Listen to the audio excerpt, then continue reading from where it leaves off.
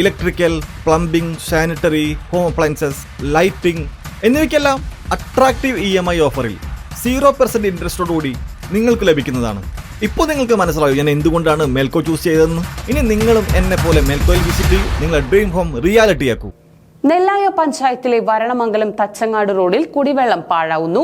പ്രശ്നം പരിഹരിക്കാൻ അധികൃതർ അടിയന്തര നടപടി സ്വീകരിക്കണമെന്നാവശ്യപ്പെട്ട് പ്രദേശവാസികൾ രംഗത്ത്. നെല്ലായ പഞ്ചായത്തിലെ വരണമംഗലം തച്ചങ്ങാട് റോഡിൽ കുടിവെള്ളം പാഴാവുന്നു.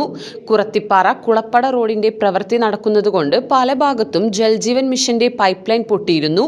എന്നാൽ ഇത് റിപ്പയർ ചെയ്യാൻ അധികൃതർ തയ്യാറാവാത്തതിനാലാണ് വെള്ളം പാഴാവുന്നത്.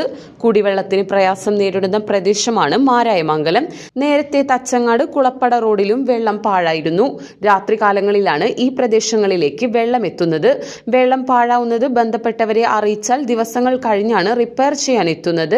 തച്ചങ്ങാട് കുളപ്പട റോഡിലെ കേടുപാട് സംഭവിച്ച പൈപ്പ് ലൈൻ റിപ്പയർ ചെയ്യുന്നതിനു പകരം കുളപ്പട റോഡിലേക്ക് തിരിയുന്ന ഭാഗത്ത് ലോക്ക് ചെയ്തിരിക്കുകയാണ്.